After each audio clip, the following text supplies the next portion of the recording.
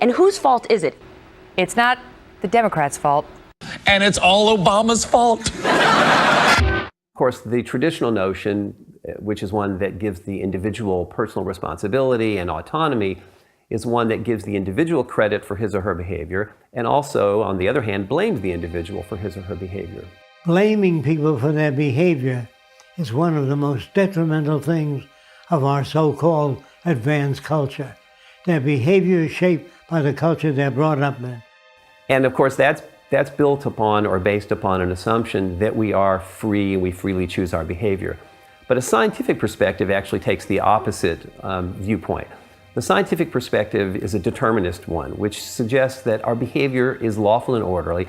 Our behavior is caused. There's no serial killer that doesn't have a background that made him that way. Every gangster, every New York gangster is made that way by associating with people like that. Our social and legal systems blame and punish the individual. Yet these attempts to modify conduct by punitive means ignores the person's background and surroundings, which shape that behavior to begin with. From old-school prison gangs to disruptive street gangs, it's a dangerous mix for staff and inmates alike. Research shows that learning also changes the physical and chemical structure of the brain. Obviously, there are many contributing factors, but genes play a small role in comparison to the effects of the overall environment on how we learn. No Chinese baby was ever born speaking Chinese. Did you know that? They had to go to school to learn the language.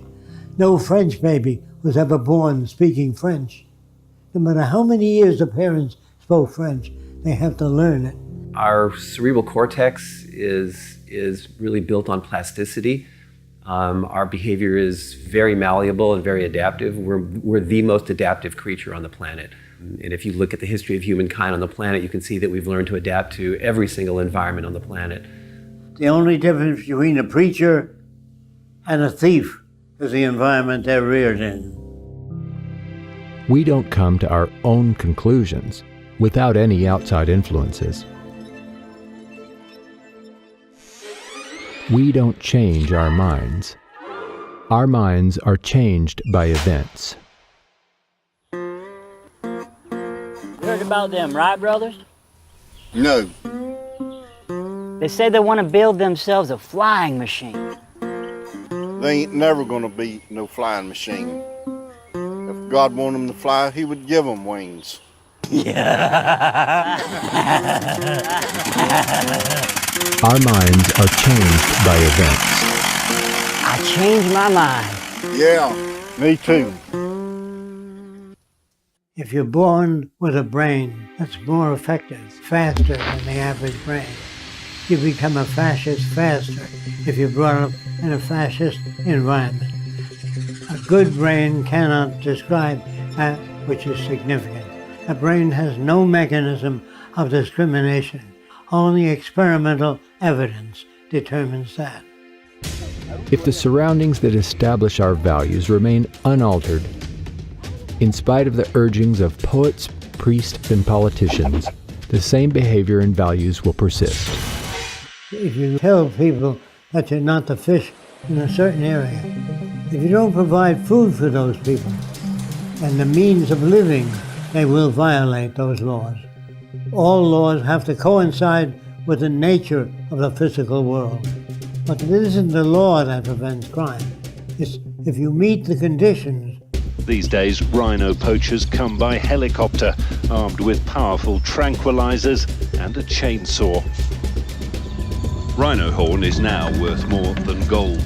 If people are unemployed, they will do whatever they have to do to feed their family.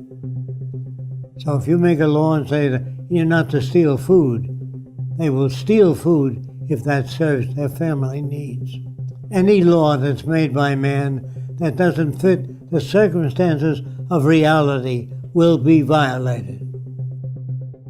Higher ideals and aspirations that people hope for can't be realized when there is deprivation and war. If you want to go bomb somebody, There's remarkably little discussion about how much it might cost, but when you have a discussion about whether or not we can assist people who are suffering, then suddenly we become very, cost conscious. No culture evaluates human behavior in this way. If they did, they would question, what is it that generates greed, bigotry, inequities, and war? They bring you up with the values that put them in power.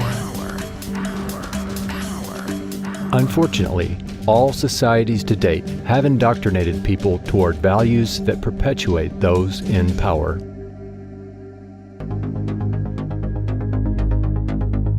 So, let's investigate the key factors governing the lives of people and nations. Money and the values, behaviors, and consequences it produces. Time and sales data. Split-second stats.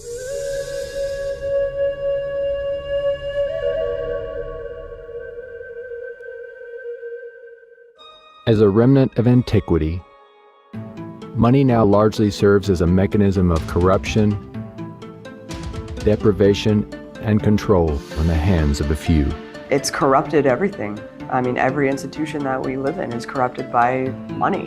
What's fascinating to me is that we can become enslaved by something that we've created. Not physically, but just mentally enslaved by a notion that was invented by humanity. It is archaic because I think we've grown past what money can do. It is well enough that the people of the nation do not understand our banking and money system, or if they did, I believe there would be a revolution before tomorrow morning. Henry Ford, Ford Motor Company. In a desperate attempt to survive, many work multiple jobs. They may steal, lie, or embezzle.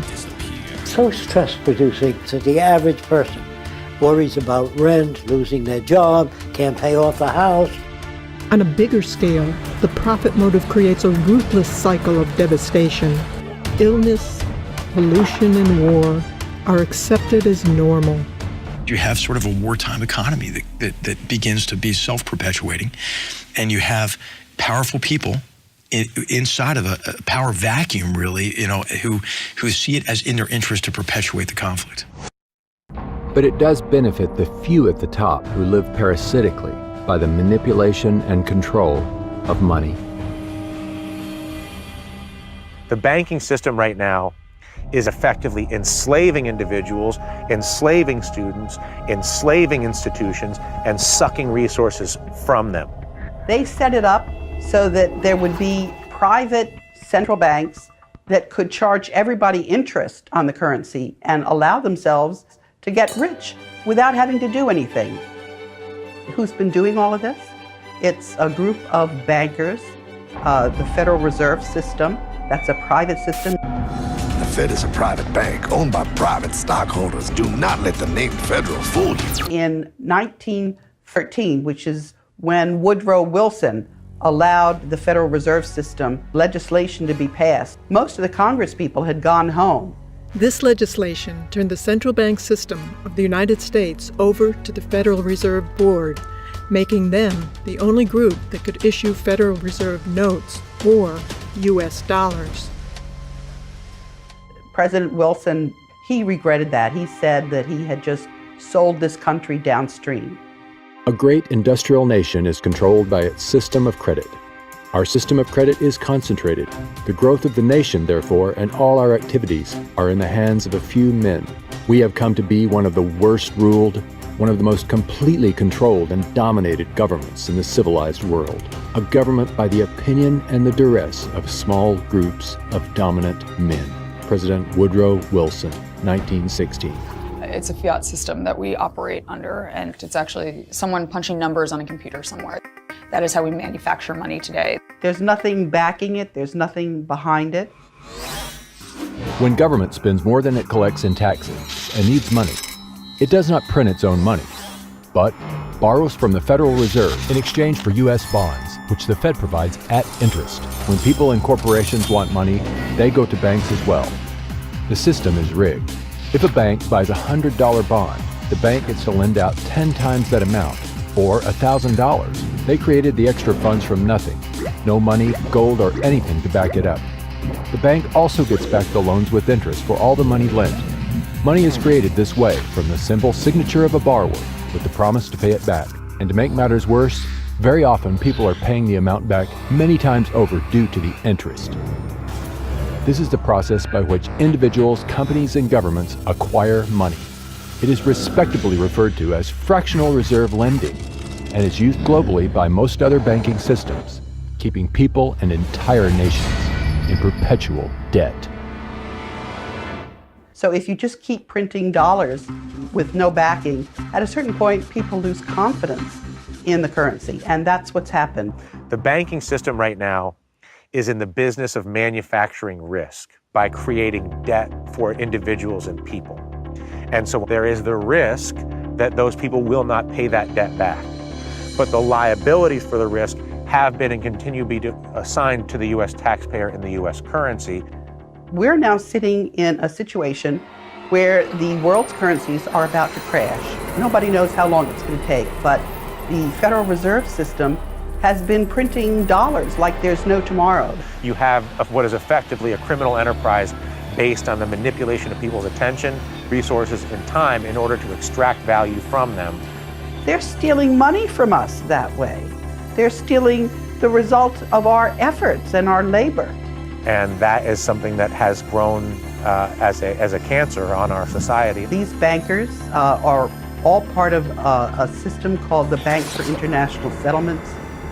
Most people, even in business and banking, don't understand this bank and its role as the BIS. They own 40% of the assets of the 43,000 companies that are traded on the capital markets. The bank runs itself. It has a board of directors which is composed of 15 governors of central banks from around the world. And they pull down 60% of the annual earnings. They bought up all our media, and that media is hoodwinking citizens.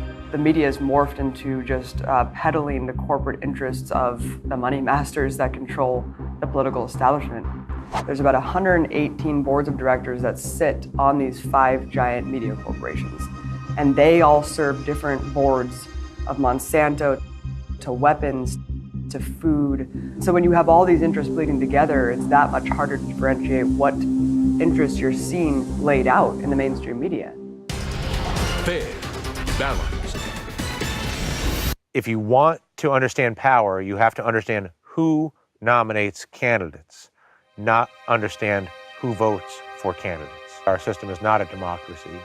The percentage of our population that participates in the nomination process is literally less than 5% of the population, and really less than 1% of the population. If I was in control of the nominating process of everything that everybody ate, and I always nominated cheeseburgers or fried chicken, and I told you that it was a democracy and you could eat anything you want as long as it was a cheeseburger or fried chicken, would that be a democracy? I could sell it to you as a democracy because I don't decide whether to eat cheeseburgers or fried chicken. You get to vote in a very large and well-publicized election as to whether we're going with fried chicken or cheeseburger. And people organize into very tribal groups, being very anti-fried chicken and very pro-cheeseburger, or they'll explain to you exactly why cheeseburgers are going to be the end of the world and why fried chicken's going to save you.